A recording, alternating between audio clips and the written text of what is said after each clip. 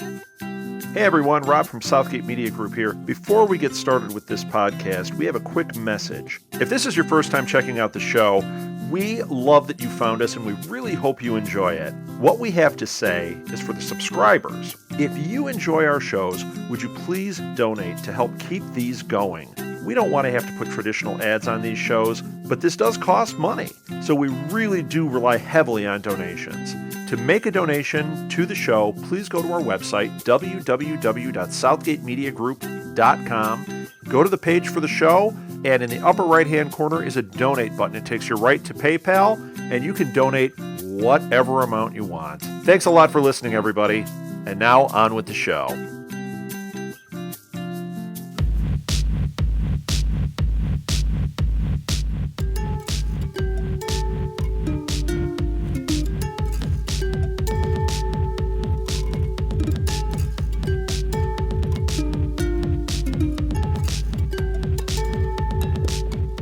Welcome to the 12 Monkeys podcast, a Southgate Media Group production, where we talk all about Sci-Fi Channel's reimagining of the classic science fiction film by Terry Gilliam.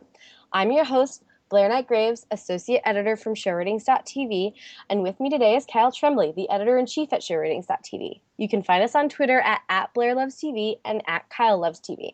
Now remember, both Blair and Kyle have an E at the end. And you can follow this podcast's Twitter at 12MonkeysPod. Remember, that's at 12MonkeysPod. Hey Kyle, how you doing today? Oh, Blair, I'm great. I'm coming to you live from 2 years in the future, or am I? Oh man, that was a very interesting plot twist to go right off the bat. Strange stuff happening, which is pretty much what we've come to expect with 12 Monkeys. Yes, exactly. Mm-hmm. I would like to apologize to our listeners. It is springtime and my allergies are in full effect, so I'm going to try to keep it as neutral as possible. Should we travel into the past to try to prevent you from getting allergies in the first place? I think that's an excellent idea. All right, let's construct the time machine. We should call Dr. Jones. Yes. Dozens will die as we search for a way to cure your allergies. Just dozens. Right. Well, I mean, this is small scale, right? This isn't a plague. So. Well, it's arguable. Maybe it's a one-person plague.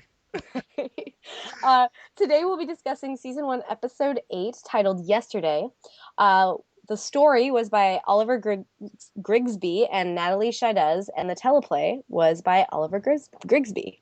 That was specified everywhere that I looked, so I needed to make sure that I specified it here. I do not know what a teleplay is.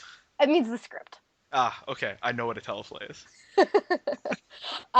So yesterday was interesting. It was, yes, I think that's the right word. It was interesting. Okay. I'm glad that we kind of seem to be on the same page there. It was definitely a sort of transition, I think, and another in a line of episodes now where I definitely didn't see it coming. In the sense that we introduced sort of new concepts and filled in new backstory and changed the focus of the show. The change who this episode was about, which I'm sure we'll get into. But I didn't love it. I didn't hate it. It was interesting. Is my review. I'm pretty much in the same boat. I didn't love it. I didn't hate it. There were elements that I did love. That were mostly technical, not so much with the script or the plot. The teleplay. Not so much with the teleplay. I liked going to new sets. I liked seeing the dead bodies of the plague. I think that's something that I've said on the podcast multiple times. It's something that I've been missing is like seeing the effects of the plague. We just see these people running around and they seem fine. But seeing somebody bury somebody that they loved and then go crazy because of it was really cool. So I liked those kinds of elements. I liked the new environment where we see that technology is still up and running. It's not just this sort of haphazard wires thrown together place that Dr. Jones inhabits. Wait. Were you baffled by that? Because that, for some reason, floored me. The reveal of this really, normal-looking facility with, people living essentially comfortably inside of it as they sort of research a cure. There was something about that really threw off my bearings because I guess, and I never really like consciously pieced this together, but I was operating under the assumption that the sort of lab facility that Dr. Jones runs and that's been the home base for our 2043 operations was the only sort of established settlement in our area of the world, and that the only other people who survived were sort of existing as nomads, like the group that we saw earlier. Um, and so seeing this like kind of normal town like apparatus, like just sort of operating with scientists and families and people, I was completely thrown for a loop by that. I don't know. I was initially, but then the kind of cult leader guy, the super religious guy who, decided that he was gonna, Foster. Foster, was that his character name? Yes. So Foster decided that he was going to cure everybody. He like that just to me seemed like I totally buy into that. I totally buy into like the crazy religious guy who makes the comfortable space for his followers to live in. Well, Um, how crazy is he? Because his plan is to create a cure for the virus, which would seem to be the sort of go-to plan. Like of the two plans, find a cure seems infinitely more reasonable than invent time travel. I mean, I know we've seen time travel, so they succeeded in that seemingly impossible endeavor. But the only person telling us that a cure isn't possible is Jones herself, who we know is something of a fanatic. Um, and my sense is that the show is asking the viewer to accept Jones's word as gospel. That yes. what Jones's view on the situation is the correct view on the situation, which is that the virus can't mutate. But we don't have any objective proof of, that the virus can and will mutate, so that even if a cure is developed, uh, it would be irrelevant and the virus would mutate again and kill everybody. Jones is the one who's saying that. There's not like objective like science that's been presented to us, but I do, to your point, I do have the sense that the show wants us to go on board with her. I just found it like it seemed like just from an outside in perspective, trying to find a cure for this doesn't seem unreasonable. It seems like kind of what you would do, what Hmm. one would do in this situation, as Well, opposed to time travel. I think that I agree it doesn't seem unreasonable, but the way in which that they present it makes it impossible for you to root for Foster. Yeah, Um, he's clearly a bad guy. yeah, he goes on a kill. Like the first thing we see is him going on a killing spree. Yes. Like Well, he he just kills the shoots people in president. the head.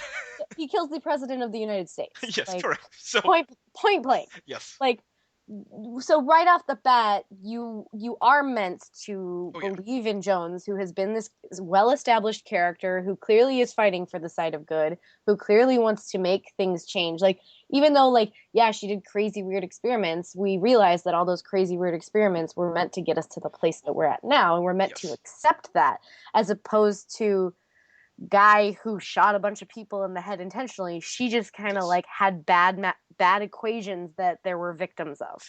Well, Uh, what's interesting, though, is that Ramsey, who is almost unquestionably the hero of this episode, this is Ramsey's episode. this is Ramsey's episode. A couple episodes back, Ramsey did not say it's okay for Jones to kill those people in time travel. He didn't let her off the hook for that. No. He discovered those files and he's going along with it, but he's a conscientious objector to her methods. This episode, he agreed with Foster that finding the cure, and now granted, his objectivity is compromised because He has stakes in the game he has now. stakes now, and he really just wants to go along with his the mother of his child that he discovered this episode. But even still, like Ramsey is a sympathetic character to the audience. Like we're rooting for Ramsey, or we're certainly being led to root for Ramsey, and he is on the opposite side of Jones. Um, and so I I guess I mean I totally agree that the show wants us to accept as fact the idea that curing the plague through any means not involving time travel is impossible. We're supposed to accept that, I think, as canon. Yes. But it it is interesting to call that into question, and the fact that it's not like, right off the bat when Cole did the thing with the watches to convince Cassie that he's Hmm. a time traveler, like that's like irrefutable proof. Like right off the bat, we instantly like believe it, and Cassie instantly believes it because there's no other option. That isn't the case here. The show wants us to believe this, but Right. but the only thing we have to go on is the show wanting us to believe it. I agree. But I mean, I guess I'm fine accepting that. It just for me, it struck me like these people seem completely rational, and if we weren't shown that flashback of the guy shooting the people in the head, and we weren't, you know, I mean, really, honestly that's about it. Like, if we weren't shown that flashback of the guy shooting people in the head, how would we view this? You know, Right. and I wonder if they needed to give us that clue, or if they could have left it a little more ambiguous as to who's right and who's wrong, and maybe gave us that a little bit later. I would have maybe liked that a little more. I felt there's something about this whole setup that feels kind of off to me, and maybe I'm just not putting my finger on it. But the whole Yeah. whole sort of the show leading us in a way that I feel like it hasn't been leading us, and kind of asking us to, like, kind of sort of yada yadaing um, the reasons why Jones is right, and just sort of asking us to go along with her. Hmm. There's something that was a little bit off-putting about that whole setup to me. I completely agree with that. I have a whole fan fiction theory Oh, good. of why that occurred. Well, listen, I've Uh, I've been unveiling fanfiction theories every week, and all of them have been wrong. So please be my guest. uh, if there's anything I know about sci-fi, Hmm. it's that you establish family members of a character who you had not yet felt sympathetic for, Sure. either to kill them and harden that character and then make that character more important, Hmm. or so that he becomes a sacrificial lamb later. Ah. So this is meant to cause strife between, it's all that it is Yeah. to cause strife between Ramsey and Cole, and then when Ramsey realizes that he's wrong, for him to he either realizes he's wrong because the guy's going to shoot his kid in the head, or which would suck, Yeah. Sure. or for him to, in an act of valor, you get the stuff that Jones needs to bring Cole back Yeah. and sacrifice himself. So like either this is a building. This episode was solely a building moment, and this plot point is solely a building moment to make Ramsey, like, solidify him as a very important character and harden Yes. him and like make him fully sympathetic to us as an audience, Right. or it's meant as the beginning of our farewell to him. No, I think it's the former. I think this was this episode was the Ramsey episode, the same way that a few episodes back was the Jones episode, Yes. and that we are now, I mean, like that scene with him teaching his kid to play Go, which is a reference to Atari, the episode Atari a few episodes back. He's so Ramsey's what we've established about him as a character is that he's really obsessed with Go, um, but yeah, I think that this was designed to make him a more three-dimensional character and to provide some shading and to uh, just further establish who he is in this world, and create some ties for him to people other than Cole, because Yeah. for his first few appearances, it was really just Ramsey was Cole's best friend, and he existed only in relation to Cole, Yes. and so now he has a tie that is independent of Cole, and so we're sort of fleshing him out, and I think 12 Monkeys has done a very admirable job with that, because so often on shows, sci-fi and otherwise, you know, characters only exist in relation to the main character. Yeah. And when that's the case for female characters, that's the whole Bechdel test, right? That they Yes. only exist in relationships to the male characters. Yes. In a lot of shows, it's just all characters that aren't the main character. Yes. It's just double for female characters. But I Yes. think 12 Monkeys has done a pretty good job at sort of diligently creating stories and ties for these characters that are independent of Cole or Cassie, as the case may be. Yes, no, I totally agree with that. And and for that reason, I do appreciate this episode titled Yesterday a Sure. lot. I think that it's going to be very important in the canon. But I think that as we said before, it felt a little bit odd. Yeah. Just Well, we haven't even got into the Cole stuff, yeah, right? yeah. That's yes. We haven't because I okay. We should just go to it. Yeah. I don't understand how those people found him I if he like halfway through them finding him he splintered and they found him again. I think that wasn't clear. First of all, it definitely wasn't clear. Like did he because like he clearly was talking to this girl So before he splintered and after he splintered. well, here's the thing. I had to rewatch this one because I had the same question. I think there's a misdirect here because, and here's the key point. If you rewatch the episode, the you know how every time we switch times in 12 Monkeys, there's that black screen where it says year and then the year fades in, right? And Yes, it's like yes, year 2043, year 2015. yes. The scenes with Cole in this episode did not have a year on them, Ah, which to me, the indication is that Cole got pulled to 2017 not in the second jump, but in the first jump. That at the very start of this episode, when the machine breaks the first time, when the core breaks right off the bat, as Jones is trying to pull Cole back, that is when the 2-year jump occurs, and that is happening concurrently with the end of the last episode when the missile strike happens.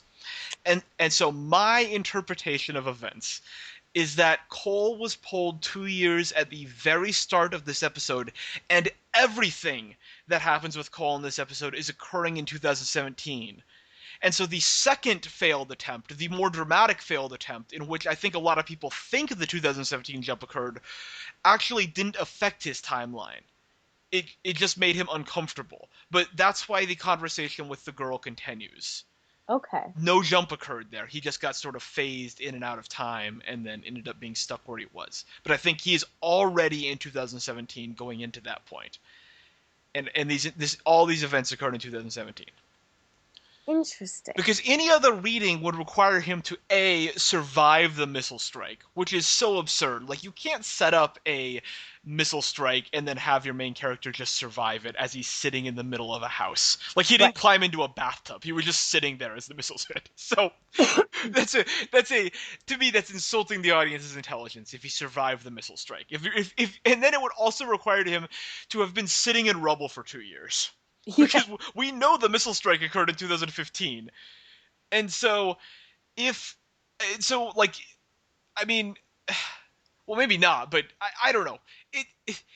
I don't buy that he survived the missile strike. That's ridiculous to me. So the only solution that makes, like, dramatically satisfying sense to me is that he got pulled 2 years right at the start of this episode, which is right as the missiles hit. And this whole and the whole thing takes place in 2017, and we only get the reveal of that at the end. I like that, and I think that's sort of like where my brain had been, except for the misdirect of it did show the year 2015 at some point. But what it did is it showed Cassie, and Yes, then cut to that him. was it. Yeah, this is clearly intentional. Right. And yeah, we were moving, like there was a scene where Cole, like the first Cole scene when we find him alive, is no date is given, but that's immediately followed by a Cassie scene that's dated 2015. Yes. And so I think it was very easy to say that Cole scene was occurring in 2015, but I think that was the misdirect. That the Cole was 2017 and we jump back to 2015. Because if you, again, go back and watch those Cole scenes, no date is given for those scenes. And I think that's the tip-off of what's going on here. They were hiding the date on purpose. I like it. I like it. I'm like 0 for 10 with my theories. I'm hoping this one's right. But we might also never find out if this one was right or wrong. I feel like this is not going to be addressed. It's just we can take it for what it is. I was sad, might I mention, that your idea that we were going to follow another Cole from another timeline didn't occur. I'm bummed. Because I really love that idea of time travel. Me too. I really wanted to get weirder, you know. I sort of willed that idea into like an actual theory just because I wanted 12 Monkeys to get weirder. Um, I guess it's acceptable. It's kind of cheap to have Cole be pulled out just by happenstance right at the moment that the missiles hit. You know, Yeah. it's like Jones didn't know that, right? She wasn't trying to like rescue him. She was just like, oh, seems like time to pull him back, and then that just happens to be at the moment that the missiles hit. Like, Yeah.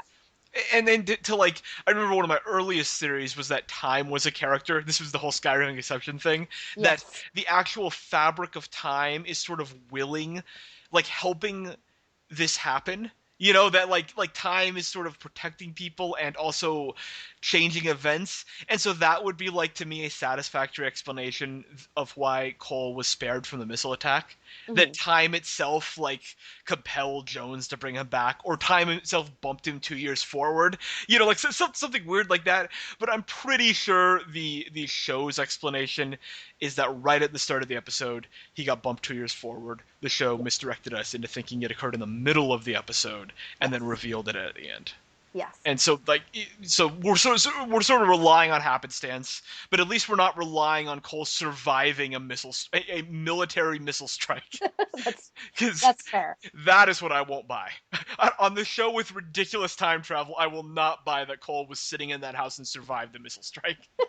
That's you can't establish that.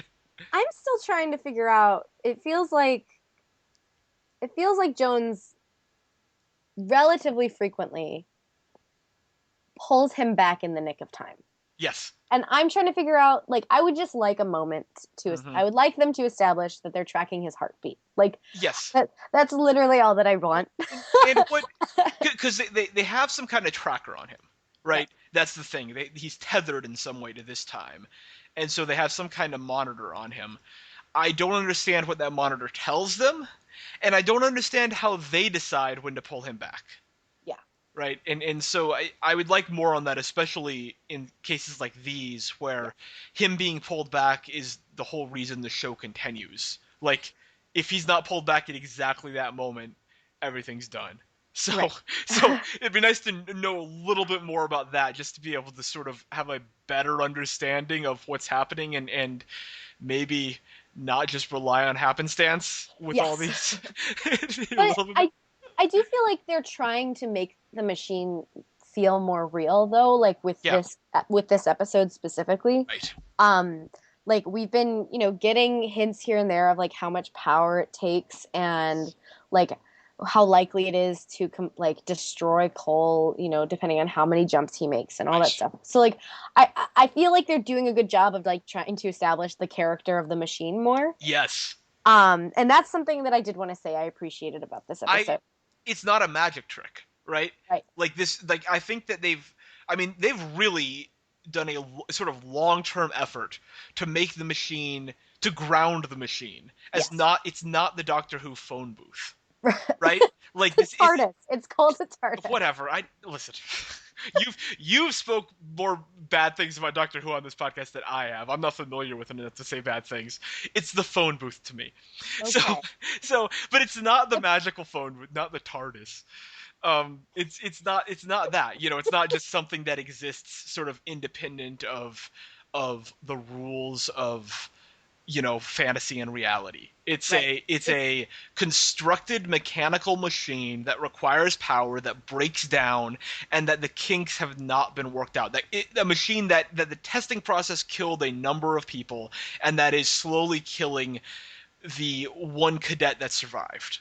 It's kind of like Yeah. the DeLorean, Yes, right. because the Right. DeLorean messes up a bunch of times.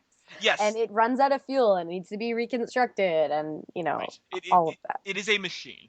Yes. It's not a magic trick, and I agree. I really really like that about it, and think that it sort of helps. I like that choice.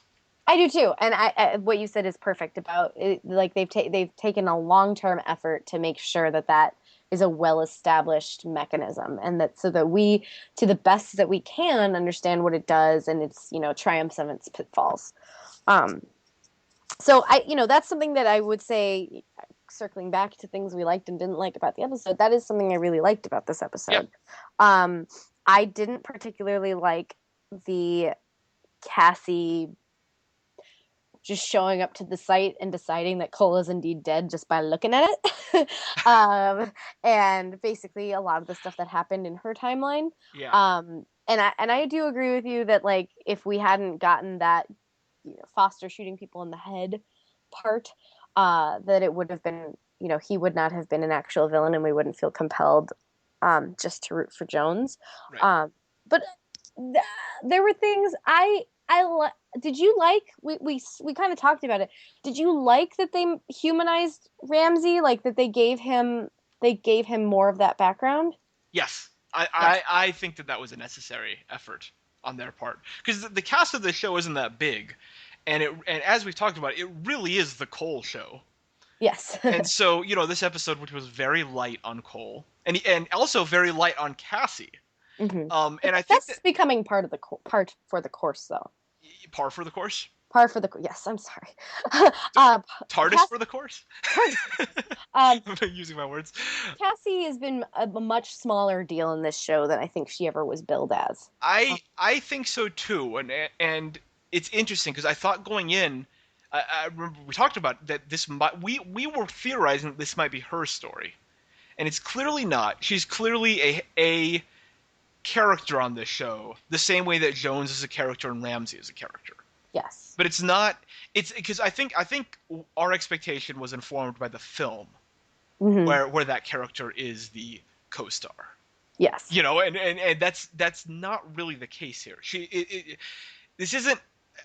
This is a I would describe the cast as having a star, which is Cole, and then an ensemble behind that. And Yes. she's part of that sort of central ensemble, but it's not a case where she's like secretly the main character, like like Deb in Dexter or something. Like she's not. It's not her story. It's Cole's story. It's the story of the world, and she is just part of it.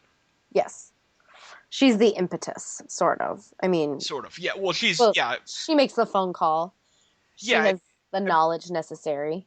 He or she very easily talks her way into a trip alone to Chechnya, which is fun. Like in like the course of 2 seasons, I feel like she has undue influence on like the shady senator and like the CIA/FBI. Like she's really like pulling some strings super easily. Well, her whole thing about, like, oh, I can just go under the guise of the CDC. I was like, I didn't know that people took you seriously anymore. Like, I thought that I thought it was people kind of discredited you. Yeah, kind of public knowledge maybe. Yeah. But I don't know. I mean, that's obviously shorthand. They don't want to have to go through all the, that wasn't the point of this episode, and so they sort of shorthanded that and just just sort of used TV logic to get her into Chechnya. Yes. But it was it was like her entire story in this episode was in service of the final minute reveal. Yes. Like everything she did, that entire trip was just to set up that moment where it's revealed that Cole's in 2017. Yes. And of course that moment is the point of that moment is that he did not stop the plague. And in Exactly. 2017, the plague has hit. And things so we're led to believe throughout the episode, because we think he's in 2015, that the plague survived the missile strike somehow, and that he's trapped under the rubble, and that the people up top have caught the plague, that it somehow wasn't wiped out, and now the emergency responders or the hazmat suit people are coming and going to spread the plague that way. What turns out is that he's in 2017, and those people are representative of the world, and that the plague is now spreading, and so he failed. That whatever happened there didn't stop anything. Yes, which So, is yeah. interesting. I mean, of course it didn't, right? The show would stop existing if it stopped the plague. So. Right. Well, I mean, we knew it wouldn't stop the plague, but like they had initially said that the plague was spread in 2017, not in 2015. Right, which we go into 2017 and it's already in full effect. We don't really know for sure. Like society isn't decimated at that point because people are still finding him down there. So we don't know the full extent of it. It could just be that like this is a month after it got out, right? Right. So like we don't really know the timeline. I feel like if I had to guess, I would think that we're sort of back on the original timeline. That's fair. that this is what happened, and then it pushed the plague 2 years back, Right. but it That's somehow fair. got out another way. So I feel like that's what we are, but I don't know. I feel like he's at what's it called? It's not what's it if it's not patient zero, if it's point zero, or like wherever Yeah. the location where it began. That's what I kind of feel like. Um, but I can leave that, that's open to discussion, open to debate, and open to us seeing the next episode. Yes. Um, I don't think we know that yet. Like yeah, where the plague was actually released in yeah. 2017. I just sort of assume that when Wexler's body gets exhumed, that his body is infected, and he infects the people who get him out. I think that was the misdirect. Yeah. That Okay. were that 2015, that would be the idea. Um, that the somehow the plague survived the missile strike. But Okay. I think because it's 2017, that could be the case, but we don't know that. Right. That we just don't.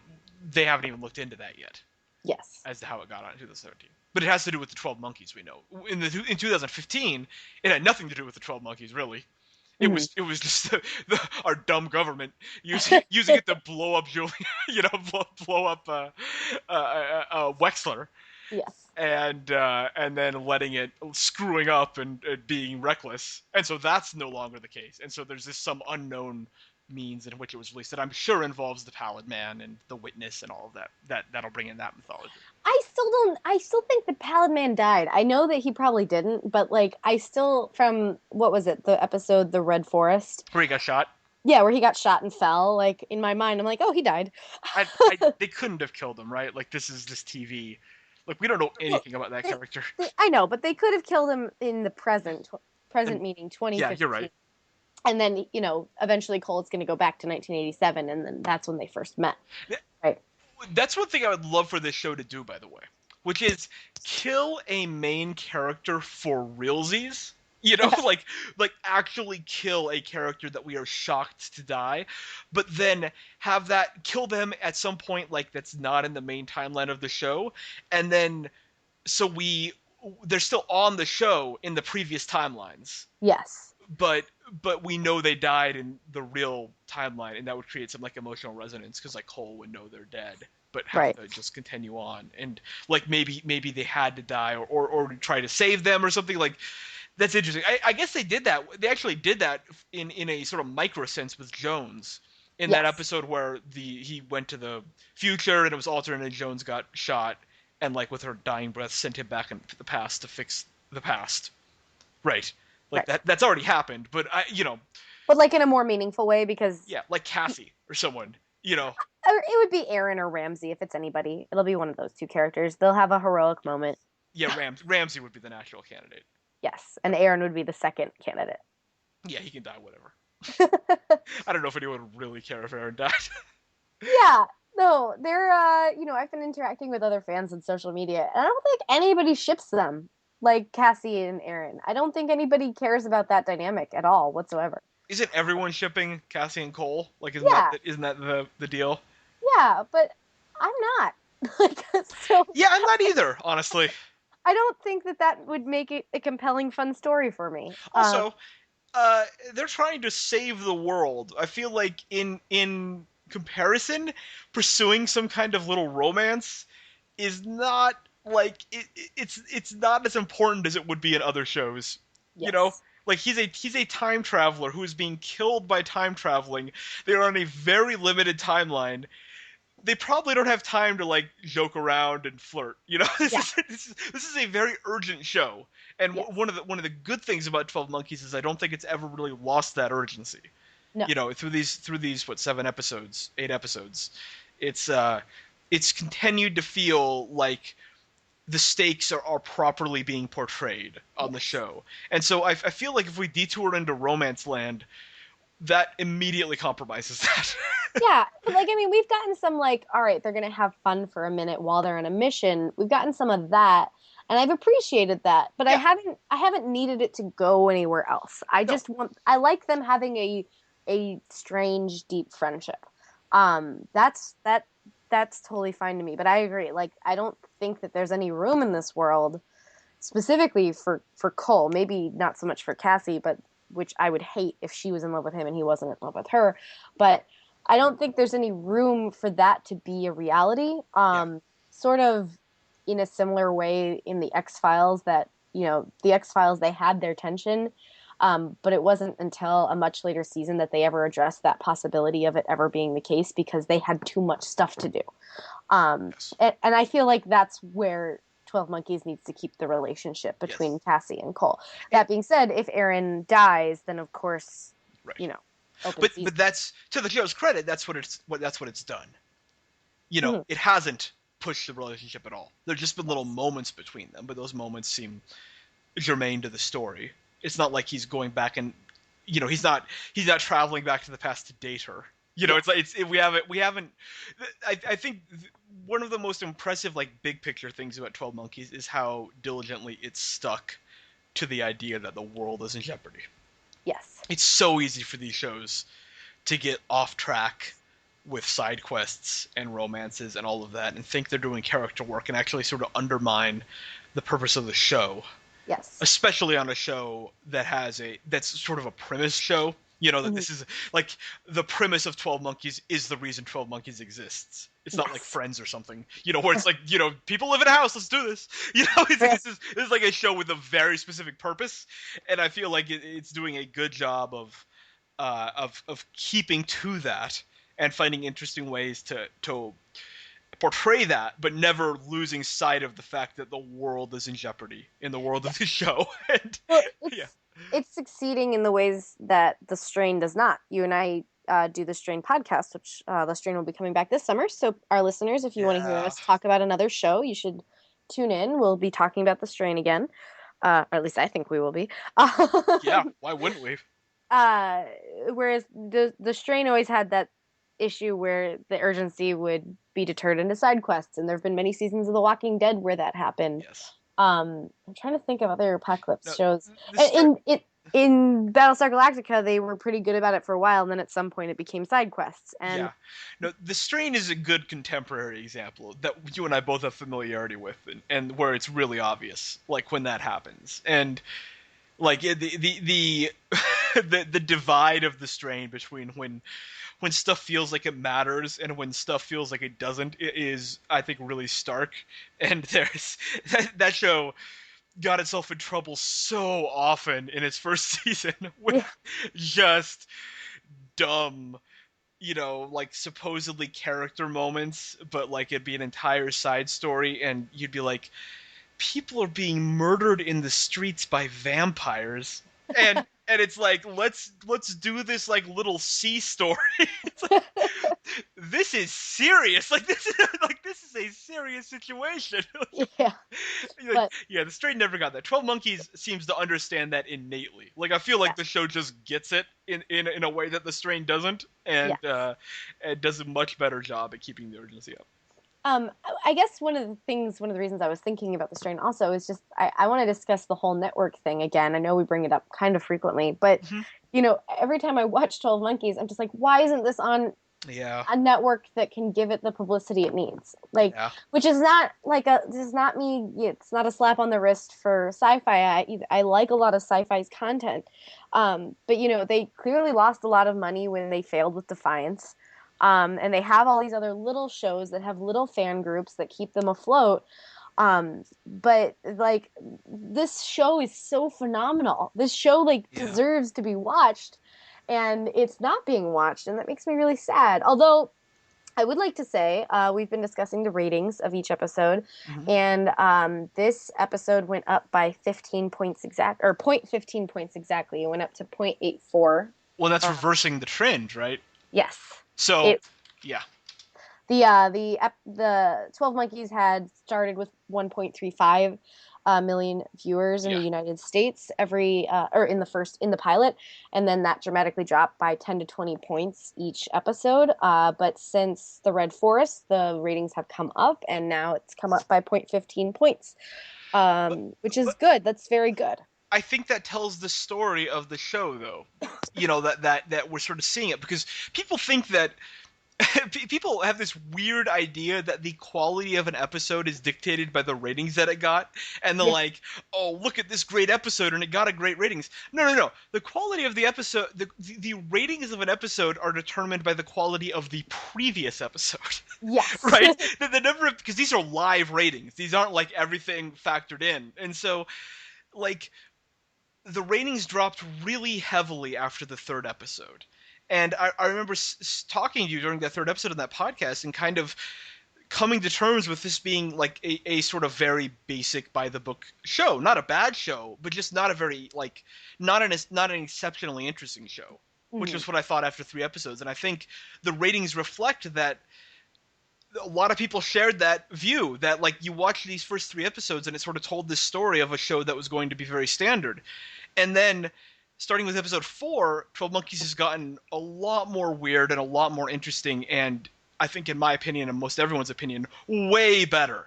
Yes. Like there was a notable quality uptick in episode 4, and you look at those ratings, like 4, 5, and 6 is basically steady.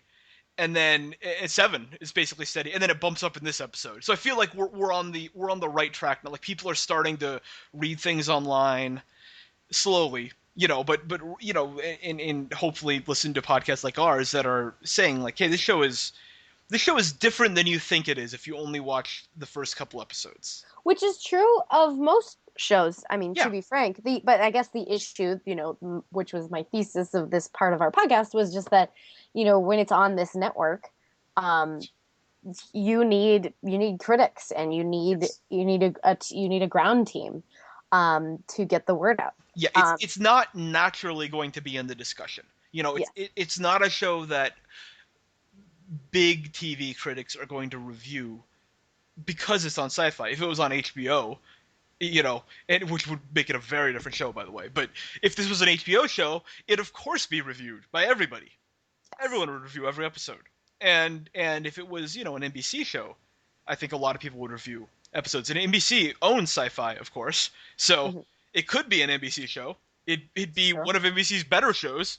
I frankly don't know why this isn't an NBC show, to be honest. This is something that you could pair with Grimm, which is another show that we do a podcast about, by the way.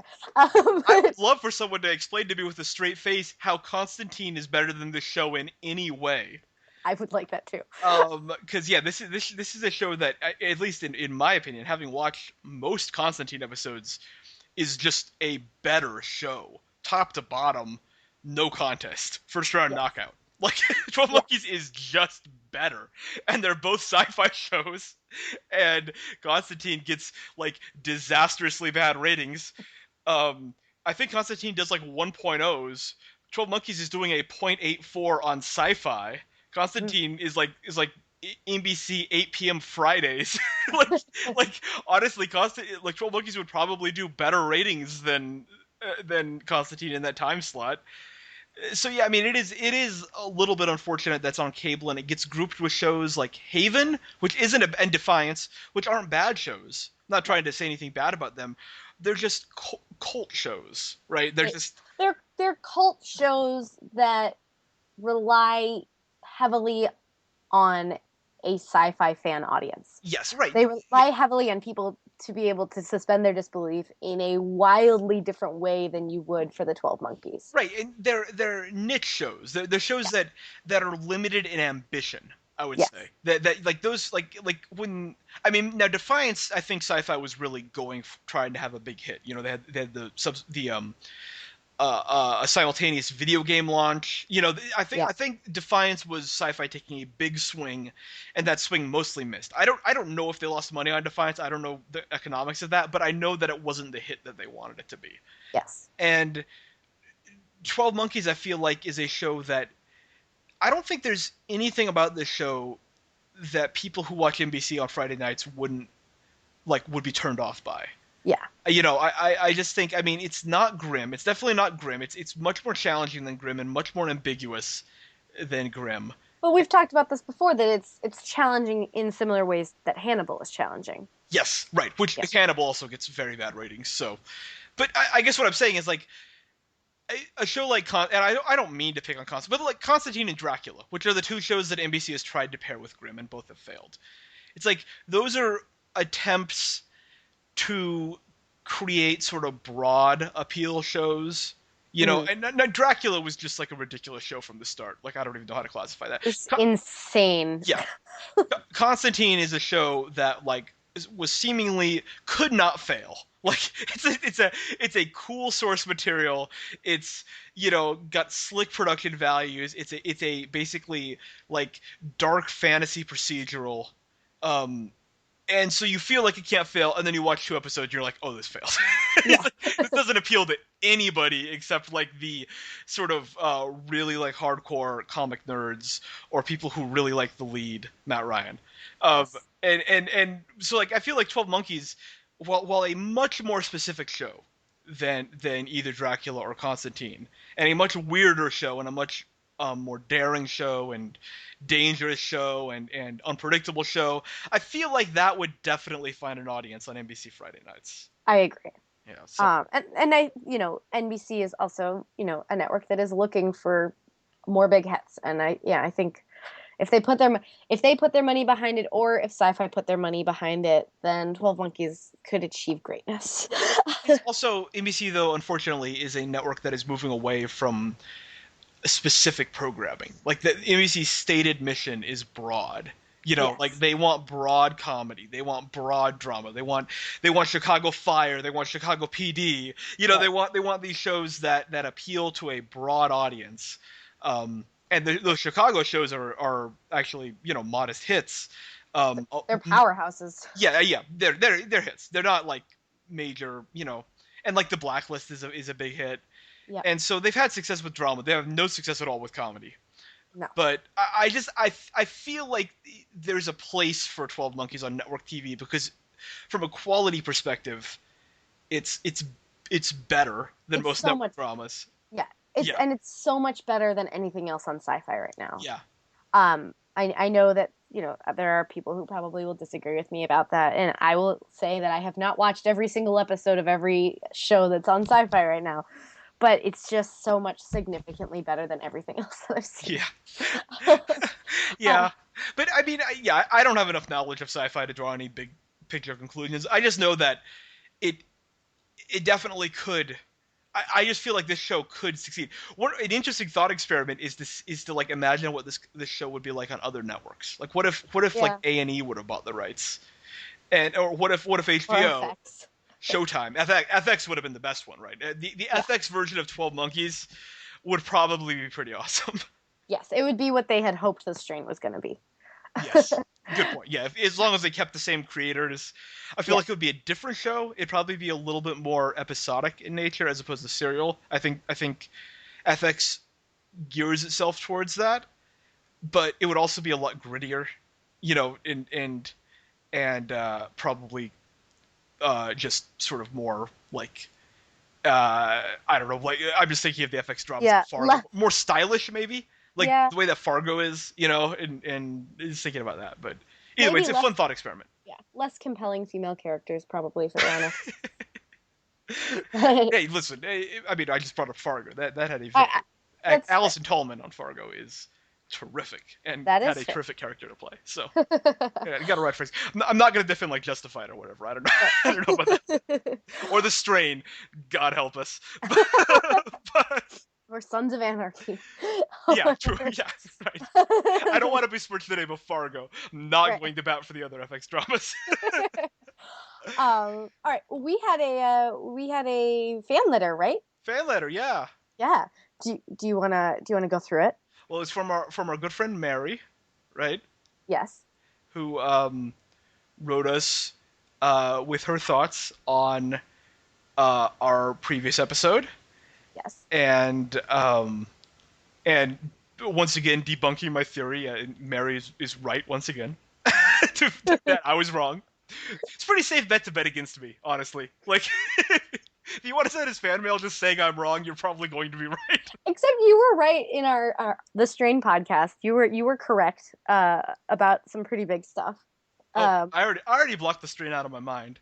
I mean, I'll bring it back for when it comes back, but I forgot everything about the Strain. You've had wins, is all that I'm saying. Not at 12 Monkeys yet. Hopefully this week. This week I'm going to bat again this week with I already unveiled my theory about Cole, so we'll see if that gets proven right or wrong. I'm looking forward to everyone emailing me that I'm wrong. Uh, Yeah. so yeah, we just want to thank Mary again for writing in, and we'd like to encourage our other audience members to write in. You can always email us at 12 monkeys podcast or the 12 monkeys podcast at gmail.com. That is the 12 monkeys podcast at gmail.com. Do you have any other final thoughts? No, I mean I like this episode overall. We talked about some of the stuff that wasn't great, and I feel like this episode did cut corners, maybe in a way Yes, that others absolutely. didn't. I think it had that's a function of the episode having a lot of material to get through. Yeah. It felt the need to establish the whole Cassie thing for that end reveal, which I think sort of cramped the entire episode because a lot of narrative had to be like chopped through in order to get Cassie alone to Chechnya. Like Yeah. that's a real like bit of business that you have to get through. Yes. And so I think that cut into the episode's ability to maybe focus on the 2043 stuff. I don't love the decision to instantly introduce the character whose name I already forgot, even though I was the one who told you what Foster. To instantly introduce Foster as another bad guy. I sort of thought the gang leader from a few episodes back, I forget his name. Deacon. Deacon. I'm glad you're back on track with the names. But I sort of thought Deacon was going to be the governor type character, but now it's like Foster has taken over that role. Deacon's kind of faded into the background. Which is fine. It's fine to have multiple bad guys. In fact, I prefer having like multiple threats as opposed to like one big bad. I think that's a better model for this show. Because you've still got the Pallid Man, you've still got all that stuff, and then you've got the 2043 threats. I like that there's a lot of like various different points of tension that the show can call upon already. That we don't have to go back to the well. It's not the story of like one person trying to undo this time travel progress. It's a little more complicated than that. Yes. So, overall, like I'm feeling good about it. I mean, I'm looking forward to next week's episode, which apparently is going to be our trusty crew attacking this settlement to steal their core. Is that where we're headed? I don't know. I didn't see any. I didn't see any previews. I didn't watch the previews either, but it has to be right. That's what Jones said, right? We're going to take it from them. Right. So yeah, it has to be that. And as I said before, my prediction that either Ramsay will lose his newfound family or Ramsay will die in the process. I like the prediction that Ramsay will lose his newfound family. I feel like that's a very reasonable conclusion to draw. I don't want to say look forward to. Well, I watch a lot of sci-fi. Yeah, it does seem like that's the case, right? Like that could definitely happen. What I would love the next episode to be is like a caper, where as opposed to, I mean, first of all, I always like heists. Like any heist, I am instantly in on. So instead of launching like a full scale like frontal assault on the mostly like the pretty much innocent group of people, which would be kind of dark. They're what's it called? Brainwashed. Yeah, I don't believe there's going to be a cure. I think he made it up. But anyway. Sure, yeah. He might have made it up. I'm just saying that, yeah, right. I'm not saying it's like valid, and the show clearly wants us to believe it's not. It's just, whatever. But it's not like they're cannibals. It's not like not like this group of people deserves to die. So what I would like is a like Ramsay / Whitley caper where they go in and they steal the core somehow, and it's like a big plan that plays out like Ocean's 11. Like, yeah, I want like a heist. I want them to steal the core. And get away safely and like pull off I love heist episodes. So. I want them to get away. I don't want them to get away safely. I want there to be repercussions. I don't know what those are, but I love it. When I enjoy a heist episode, I enjoy a heist episode because something very, very horrible happens to the characters that I love, and that's terrible for me to say, but that's what I think is a successful heist episode. I'm going to spoil a final season episode of Breaking Bad right now. To demonstrate. No, you're gonna have to deal with it. Okay. There's. Oh, now I feel bad. I've gone. Not watch Breaking Bad. I'm trying. It's like it's in the summer. Here, No, okay. I'll spoil it in broad strokes so that you won't know specifically what happens. okay. There is a train robbery episode of Breaking Bad called Dead Freight, which is one of the all-time great episodes of television. It's a heist episode where they have to steal something off a train. And Okay. the entire episode is stealing this something. And I don't think it's spoiling anything to say they're successful because it's TV, right? Yeah. They're not going to fail. It's never really a possibility that they'll fail.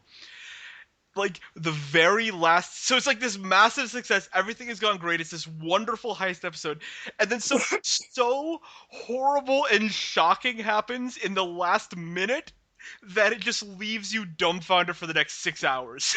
Like something so like unfathomably awful happens, and it's completely out of the blue, and you never see it coming, and it's just a gut punch. And that I would love for this to be the Dead Freight episode of 12 Monkeys, which I mean we're way off. We're just in fan fiction land, but that would be great if like Ramsey and Jones and Whitley steal the core. It goes perfectly, and then at the end, like Ramsey's family dies or something. Like it would be that'd be a great episode structure. Hey, I'm on board with that.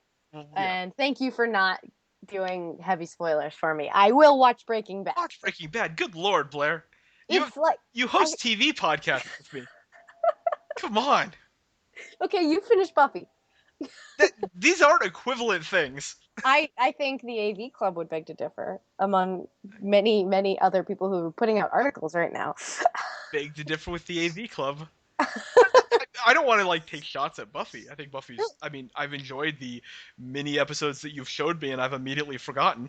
But I was like we just like we're exiting the golden age of TV right now. But there's an argument that the golden age of TV was made possible by shows like Buffy. Sure. So I mean, that argument's wrong, but no, it's right. That argument's right. But made possible. I mean, it's like that's like the pre-golden age. Yes, but there's something to be said about the pre-golden age, about things that could have existed within the golden age that came prior to it. Anyway, we're getting very off course. We're arguing about Buffy and Breaking Bad on a 12 Monkeys podcast. That's what the people listen for. Our thoughts on old TV shows that we loved. Have you been watching Better Call Saul? No, I don't have any context. It doesn't matter. It's a prequel. It doesn't like. It's not like every episode is like winking the Breaking Bad fans. It's a completely standalone series. Well, I will watch the pilot. It's really good. Ask Sophia. She's been watching it. Sophia is a writer on our website, by the way. Sophia is a character that exists on all of our podcasts. We reference her constantly, so I feel like we need to bring her into 12 Monkeys. We should. She watches it with me sometimes. She's my roommate. I will. I'll see. I'll see if I can make that happen. We'll get her on the Monkeys podcast before the season's over. So I had one final thought. Yeah. Really quickly, because I don't really want to get into it at the very end of the podcast. But you mentioned earlier the Bechdel test. Yeah. And I'm hoping, whether it's through female characters being able to interact better with one another, or female characters being able to stand alone. Mm-hmm. I think that the show mostly does a good job with female characters, but I do think that it could do better. Yeah. And that's sort of a thought that I had within this episode. Mm-hmm. I felt like this episode was a little bit bland.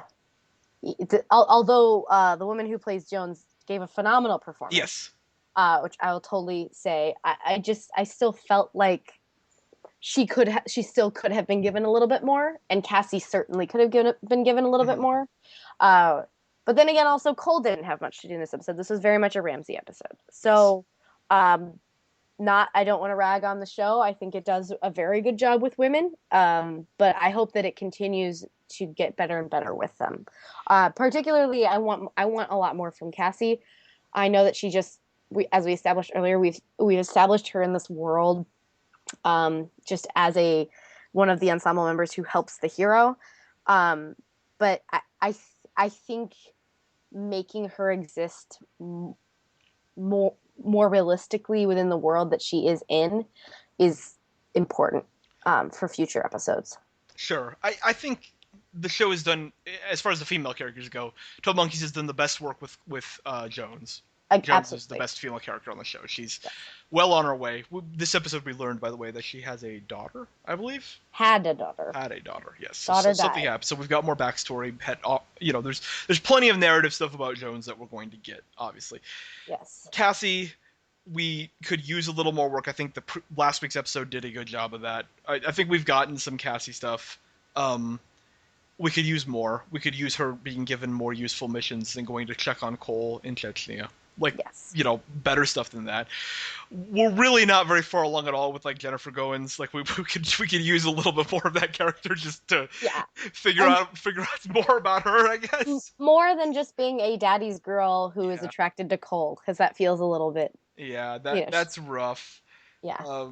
And then we don't know really anything at all about the girl whose name I forget, who the one who turned on Deacon's group and now is with our crew. I can't remember her name either, but I feel like she and Ramsey and Ramsey's new ex-girlfriend that they introduced were painted very loosely, just as sort of either maternal or sexual beings, and don't otherwise have any other reason to exist within the show other than to fulfill a need of their male counterpart.